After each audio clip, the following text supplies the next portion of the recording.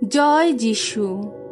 প্রথম পাঠ শিষ্যচরিত, ৮ অধ্যায়, ১ থেকে ৮ পদ। নির্যাতিত হলেও ছড়িয়ে পড়া ভক্তেরা মঙ্গলবাণী প্রচার করতে থাকেন। স্তেফান যেদিন মারা গেলেন, সেই দিন থেকে জেরুসালামের মণ্ডলীর ওপর কঠোর নির্যাতন শুরু হলো। প্রেরিত দূতেরা ছাড়া অন্য সবাই জুদেয়া ও সামারিয়ার বিভিন্ন অঞ্চলে ছড়িয়ে পড়ল। কয়েকজন ভক্ত মানুষ স্তেফানের দেহটির সমাধি দিলেন। তার জন্যে গভীর সুখ প্রকাশ করলেন তারা। এদিকে শৌল তখন মণ্ডলীর সর্বনাশ করে বেড়াচ্ছেন। বাড়িতে বাড়িতে হানা দিয়ে তিনি স্ত্রী পুরুষদের টেনে বের করে কারাগারে নিক্ষেপ করছেন। যারা চারদিকে ছড়িয়ে পড়েছিল তারা কিন্তু নানা জায়গায় ঘুরে ঘুরে মঙ্গল বাণী প্রচার করতে লাগলো। এইভাবে সামারিয়ার একটি শহরে গিয়ে ফিলিপ সেখানকার লোকদের কাছে খ্রিস্টের কথা প্রচার করতে লাগলেন। সবাই এক প্রাণ হয়ে নিবিষ্ট চিত্তে তার কথা শুনত, কারণ ফিলিপের যত অলৌকিক কাজের কথা তাদের তো কানে আসছিল এবং তারা নিজেরা ওসব দেখতেও পাচ্ছিল। তখন তো অপবিত্র আত্মায় পাওয়া বহু লোকের মধ্য থেকে ওইসব বিদেহী আত্মা জোরে চিৎকার করে বেরিয়ে আসত এবং পক্ষাঘাতগ্রস্ত বা পঙ্গু বহু মানুষই সুস্থ হয়ে উঠত। তাই সেই শহরে এক মহা আনন্দের ধুম পড়ে গেল। প্রভুর বাণী। ঈশ্বরকে ধন্যবাদ।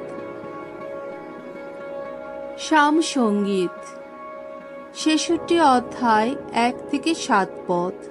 ধো, সারা পৃথিবী ঈশ্বরের জয়ধ্বনি করো, গাও তার নামের মহিমা। সমগ্র পৃথিবী ঈশ্বরের জয়ধ্বনি করো, গাও তার নামের মহিমা। এসো, নিবেদন করো তার গৌরবের গাথা। ঈশ্বরকে বলো, কি বিস্ময়কর তোমার সকল কর্ম। সমগ্র পৃথিবী প্রণত হয় ওগো তোমার চরণে। সবাই তোমার নামের শ্রুতি গান করে। ঈশ্বর কত কি যে করেছেন, একবার এসে দেখে যাও। দেখো মানব জগতে কি বিস্ময়কর তার কর্মকীর্তি। একদিন সাগরকে পরিণত করলেন তিনি শুদ্ধ ভূমিতে। মানুষ তখন পায়ে হেঁটে পার হলো সেই মহানদী।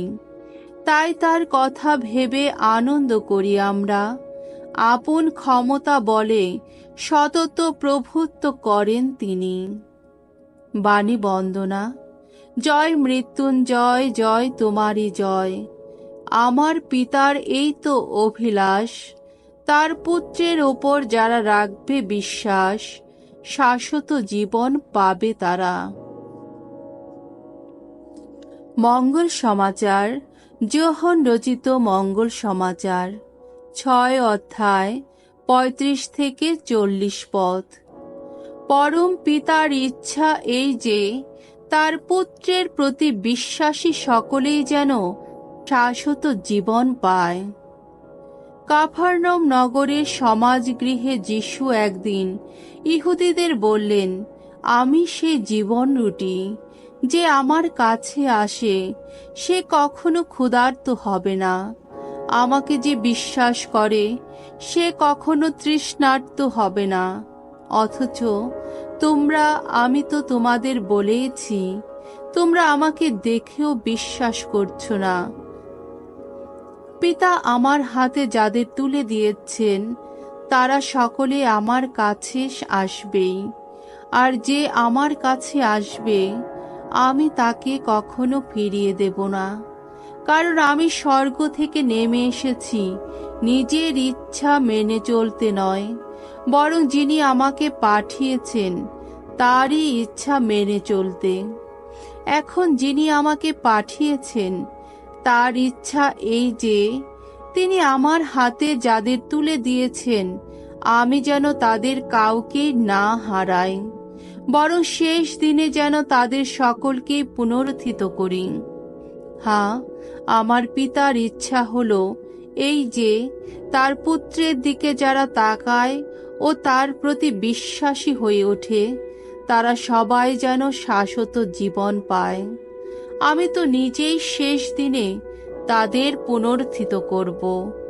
প্রভুর মঙ্গলময় বাণী। খ্রিস্ট প্রভু তোমার প্রশংসা হোক।